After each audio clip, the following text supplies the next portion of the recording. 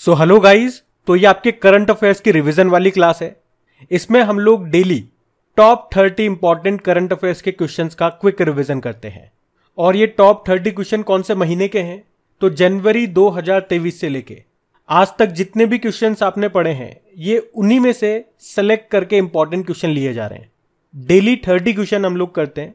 तो आज का सेशन स्टार्ट करते हैं।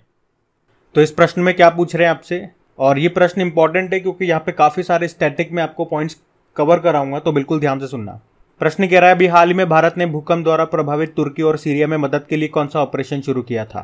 तो आपको पता है ऑपरेशन दोस्त चलाया था। पहले इसी तरह कुछ ऑपरेशंस में आपको रिवाइज करा दूं, जैसे कि ऑपरेशन गंगा आपने पढ़ा था, यूक्रेन में फंसे भारतीयों को वापस लाने के लिए चलाया था हमने ऑपरेशन गंगा, जब रशिया ने उस पर अटैक किया था। एक ऑपरेशन देवी शक्ति आपने सुना होगा, अफगानिस्तान में फंसे भारतीयों को बचाने के लिए लाने के लिए हमने ऑपरेशन देवी शक्ति चलाया था। अब यहाँ पे हमारे सामने दो कंट्री आई है, तुर्की और सीरिया। दोनों के स्टैटिक में आपको बताता हूँ। देखो, तुर्की से तो आप जानते हो अभी इसका नाम बदल के तुर्की ये कर दिया गया। इसकी कैपिटल होती है Ankara, president Recep Tayyip Erdogan और करेंसी है तुर्की लीरा। और कुछ स्टैटिक और बताऊँ मैं आपको, तो यहाँ पे अनातोलिया का पठार या एशिया माइनर का पठार है। ये प्रश्न एग्जाम में पूछा गया था, अभी राजस्थान में कोई एग्जाम हुआ था वहाँ पे कि ये कहाँ पर है, तो ये तुर्की में है। और यूरोप का मरीज किस देश को कहते हैं? तो तुर्की को ही कहते हैं। और ये जो तुर्की देश है ये एशिया और यूरोप दोनों कॉन्टिनेंट में आता है, इसलिए इसे यूरोप और एशिया का पुल भी कहा जाता है। वैसे विश्व की सर्वाधिक लवणता वाली जो झील है ना, वॉन झील, वो भी आपको यहीं पे मिलेगी। सीरिया की अगर बात करें, इसकी कैपिटल दमिश्क है, प्रेसिडेंट है बशर अल असद। और भूकंप की बात हुई है तो याद रखना, भूकंप की जो तीव्रता है उसको किस में मापते हैं? सिस्मोग्राफ में। और भूकंप के अध्ययन को, स्टडी ऑफ अर्थक्वेक, क्या कहा जाता है? सिस्मोलॉजी कहा जाता है। अच्छा, एक एग्जाम का प्रश्न मैं आपको बता रहा हूँ, ध्यान से सुनना। ये पूछा गया था कि पृथ्वी की सतह के नीचे वे स्थान जहाँ पे भूकंप का केंद्र स्थित होता है उसको क्या कहते हैं? तो आंसर होगा हाइपोसेंटर कहा जाता है, और इसे रेक्टर स्केल में मापा जाता है। तो काफी सारे स्टैटिक पॉइंट मैंने यहाँ पे कवर करा, इनको ध्यान रखना, इंपॉर्टेंट सारे। बढ़ते हैं आगे। फिर बताइए, अभी विश्व दलहन दिवस कब मनाया गया? तो आंसर होगा 10 फरवरी को। और इस बार की थीम थी pulses for a sustainable future, सतत भविष्य के लिए दालें। और भारत दलहन का सबसे बड़ा उत्पादक देश है। भारत में भी बात करोगे तो राजस्थान। वैसे भारतीय दलहन अनुसंधान संस्थान कहाँ पर है? कानपुर में है। और आप जानते हो किस वर्ष को अंतर्राष्ट्रीय दालों का वर्ष घोषित किया गया था? 2016 को। वैसे अंतर्राष्ट्रीय मोटा अनाज वर्ष यानी कि बाजरे का वर्ष यानी कि ईयर ऑफ मिलेट, ये घोषित किया गया था 2023 को। और बाजरे को ही, मिलेट्स को ही हम श्री अन्न कहते हैं, ये भी ध्यान रखना। वैसे बाजरा अनुसंधान संस्थान कहाँ पर है? हैदराबाद में है, ये पॉइंट भी ध्यान रखना। फिर बताओ, अभी फरवरी 2023 में महाराष्ट्र सरकार ने किसे 2022 के लिए महाराष्ट्र भूषण पुरस्कार से सम्मानित किया था? तो आंसर होगा अप्पा साहेब धर्माधिकारी को। और अगर मैं आपसे पूछूं, अभी पद्म विभूषण, पद्म भूषण और पद्मश्री कितने लोगों को दिया गया? तो पद्म विभूषण 6 को, पद्म भूषण 9 को और पद्मश्री 91 को, टोटल 106 है। और असम का सर्वोच्च नागरिक सम्मान असम वैभव, ये मिला अभी डॉक्टर तपन सेकिया को, ये भी ध्यान रखना। अगला प्रश्न देखते हैं। अभी फरवरी में खेलो इंडिया विंटर गेम्स के तीसरे संस्करण का आयोजन ये कहाँ पे किया गया? तो आंसर होगा जम्मू कश्मीर में। यहाँ बात कर रहे हैं खेलो इंडिया विंटर गेम्स 2023 की। इस बार ये इसका तीसरा संस्करण था, जो कि कहाँ पे हुआ? जम्मू कश्मीर के गुलमर्ग में। और इसमें टॉप पे जम्मू कश्मीर की टीम ही रही थी। और इसी तरह आपको याद होगा खेलो इंडिया यूथ गेम्स का भी 5वां संस्करण हुआ था मध्य प्रदेश में, जिसका मैस्कॉट यानी कि शुभंकर क्या था? आशा। और उसमें टॉप पे रहा था महाराष्ट्र। और खेलो इंडिया यूनिवर्सिटी गेम्स का जो अभी तीसरा संस्करण हुआ था उत्तर प्रदेश में, जिसका शुभंकर मैस्कॉट क्या था? जीतू। और इसमें टॉप पे रहा थी पंजाब यूनिवर्सिटी। और आप जानते हो अभी 2023 में जो नेशनल गेम्स हो रहे हैं वो कहाँ पे होने? 37 नंबर के, गोवा में। अगला प्रश्न देखते हैं। पत्रकारिता में उत्कृष्टता के लिए प्रतिष्ठित राजा राम मोहन रॉय राष्ट्रीय पुरस्कार के लिए किसे चुना गया? तो आंसर होगा ABK प्रसाद को। पत्रकार हैं ये डॉक्टर ABK प्रसाद, और इनको पत्रकारिता में उनकी उत्कृष्टता के लिए मिला ये सम्मान। बाकी अभी डॉक्टर कलाम सेवा पुरस्कार मिला रवि कुमार सागर को। और ये सबसे इंपॉर्टेंट है, 2022 के लिए यूनाइटेड नेशन एनवायरनमेंट प्रोग्राम का चैंपियंस ऑफ द अर्थ पुरस्कार मिला था पूर्णिमा देवी बर्मन को, जबकि 2022 का जेसीबी साहित्य पुरस्कार मिला था खालिद जावेद को। ये नाम भी ध्यान रखना। भारतीय भूवैज्ञानिक सर्वेक्षण को पहली बार भारत के किस राज्य या यूनियन टेरिटरी में लिथियम के भंडार मिले थे? तो आंसर होगा जम्मू कश्मीर में। लिथियम की बात करें तो इसका एटॉमिक नंबर क्या होता है? 3 होता है भाई। हाइड्रोजन पहला, हाइड्रोजन, हीलियम, लिथियम तीसरे स्थान पे आता है ये पीरियोडिक टेबल में। ये सबसे हल्की धातु होती है। और अगर बात करें लिथियम के सर्वाधिक भंडार वाले देशों की तो सबसे ज़्यादा मिलेगा आपको चिली में, फिर ऑस्ट्रेलिया और अर्जेंटीना। अब भारत में भी मिले हैं जम्मू कश्मीर में। पहले जियोलॉजिकल सर्वे ऑफ इंडिया की बात करें तो स्थापना 1851 में होती है। हेडक्वार्टर कोलकाता में है।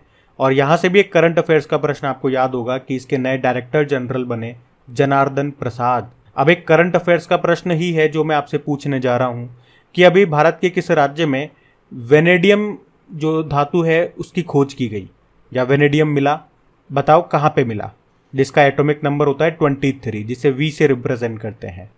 अच्छा, अगर मैं आपसे पूछूं कि भारत का पहला भूवैज्ञानिक पार्क कहाँ पे बनेगा, जियोलॉजिकल पार्क, तो ये मध्य प्रदेश के जबलपुर में बनेगा, लम्हेटा गांव में। और याद है आपको जूलॉजिकल सर्वे ऑफ इंडिया की पहली महिला डायरेक्टर कौन बनी थी? डॉक्टर धृति बनर्जी बनी थी। और अगर पूछे कि हड़प्पा संस्कृति का सबसे बड़ा संग्रहालय कहाँ पे बन रहा है? हरियाणा के राखीगढ़ी में बन रहा है।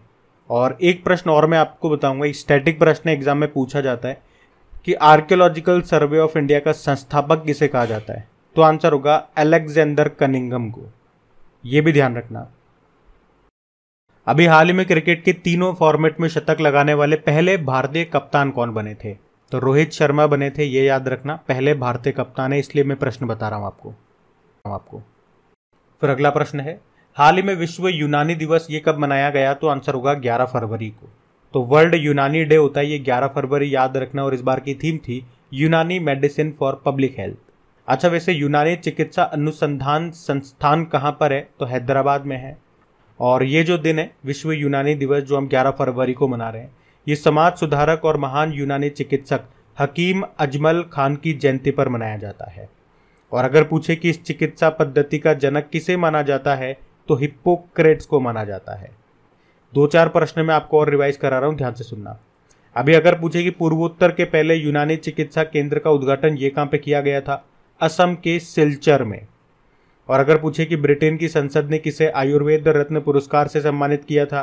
तो तनुजा नेसारी को। वैसे आप जानते हो एक नेचुरोपैथी डे भी होता है, प्राकृतिक चिकित्सा दिवस, वो 18 नवंबर को मनाते हैं। और आयुष का मतलब क्या होता है? आयुष, आयुर्वेद, ए का मतलब हो गया, वाई मतलब योगा और नेचुरोपैथी, यू से यूनानी, एस से सिद्धा और एच से होम्योपैथी। वैसे आयुष मंत्री हमारे कौन है? सर्बानंदा सोनेवाल है। अब आप बताओ इनके पास एक और मंत्रालय है, वो कौन सा मंत्रालय है?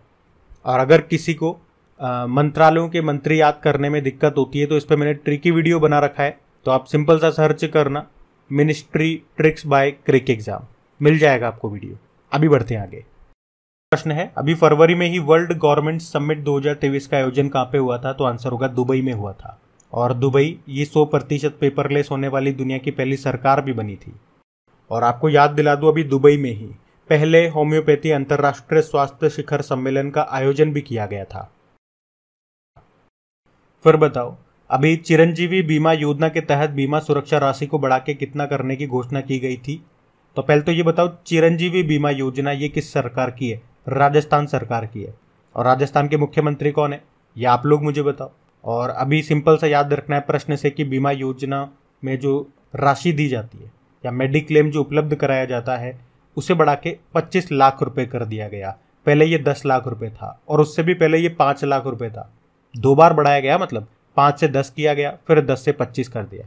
ध्यान रखना ये। अच्छा, एक करंट अफेयर्स का प्रश्न मैं आपसे और पूछूंगा कि अभी राजस्थान में 19 नए जिले शामिल हुए थे, तो आप मुझे बताओ कि टोटल अब जिलों की संख्या वहां पे कितनी हो गई है? फिर बताइए, अभी इसरो ने अपना सबसे छोटा रॉकेट लॉन्च किया, उसका नाम क्या है? तो SSLV-D2 फुल फॉर्म होती है शॉर्ट सैटेलाइट लॉन्च व्हीकल। और ये इसरो का अब तक का अपना सबसे छोटा रॉकेट है और इसे लॉन्च किया गया था सतीश धवन स्पेस सेंटर श्रीहरिकोटा आंध्र प्रदेश से। और इसमें हमने इसके साथ 3 सैटेलाइट लॉन्च किए थे। एक तो इसरो की ही सैटेलाइट थी EOS-07 यानी कि अर्थ ऑब्जर्वेटरी सैटेलाइट 07। एक चेन्नई की एक स्टार्टअप कंपनी है, उसका सैटेलाइट था आज़ादी सेट 2। और एक अमेरिका की कंपनी है अंतारिस, उसकी सैटेलाइट थी जिसका नाम है जानूस 1। और ये 2023 का पहला सफल परीक्षण था हमारा। अगर मैं आपसे पूछूं कि भारत का पहला निजी रूप से विकसित रॉकेट का नाम क्या है जिसे स्काई रूट कंपनी ने बनाया था, तो आंसर होगा विक्रम एस। और हमने PSLV C-53 रॉकेट के जरिए किस देश के उपग्रहों को सैटेलाइट्स को लॉन्च किया था, तो सिंगापुर के सैटेलाइट्स को। और अगर पूछूं PSLV C-54 के द्वारा हमने किस देश के सैटेलाइट्स को लॉन्च किया था, तो भूटान के। अच्छा, निसार उपग्रह आपने सुना होगा काफ़ी बार, इसे किन किन देशों ने मिलकर के बनाया, तो भारत और अमेरिका, यानी कि भारत की स्पेस एजेंसी इसरो और अमेरिका की स्पेस एजेंसी नासा ने मिलकर के बनाया। ध्यान रखना, ये हर क्वेश्चन में मैं आपको जो एक्स्ट्रा जानकारियां दे रहा हूँ, चाहे वो कंट्री या ऑर्गेनाइजेशन से संबंधित स्टैटिक हो गए या उस प्रश्न से ही संबंधित कुछ और प्रश्न मैं आपको रिवाइज करा रहा हूँ। देखो, वैसे रिवीजन वाला सेशन है, रिवीजन के अंदर भी मैं आपको रिवीजन करा रहा हूँ। देखो, अगला प्रश्न है, गोल्डन बुक अवार्ड्स 2023 से सम्मानित नाउ यू ब्रीथ पुस्तक के लेखक कौन है? राखी कपूर है।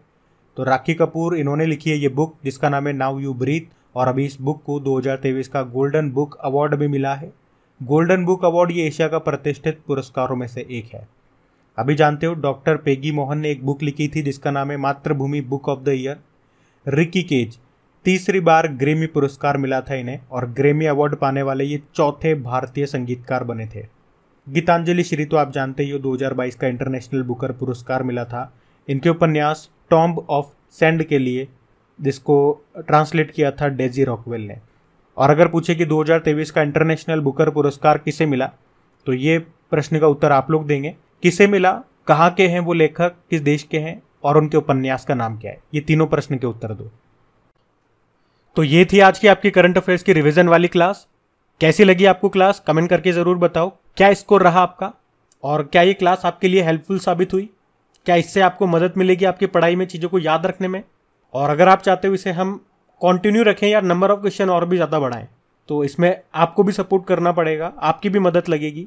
इसे अपने दोस्तों के साथ में आपको शेयर करना पड़ेगा। जितने ज़्यादा स्टूडेंट्स जुड़ेंगे, मुझे भी इसमें समय देने पे और काम करने में मज़ा आएगा। अब बस आपको क्या करना है, अपने दोस्तों के साथ में जो भी आपका स्टडी ग्रुप है व्हाट्सएप पे या टेलीग्राम पे, इसे एक बार शेयर कर देना। डेली मैं वीडियो लेकर के आऊँगा ये करंट अफेयर्स का रिवीजन वाला, डेली आपको शेयर करना है। बाकी क्विज भी आप लगाते रहें आपकी क्रिक एग्जाम एप्लीकेशन में, हर तरह की वहाँ आपको क्विज मिलेगी, स्टैटिक भी, करंट अफेयर्स वाली भी। लिंक नीचे डिस्क्रिप्शन बॉक्स में है। तो बस आज के लिए थैंक यू।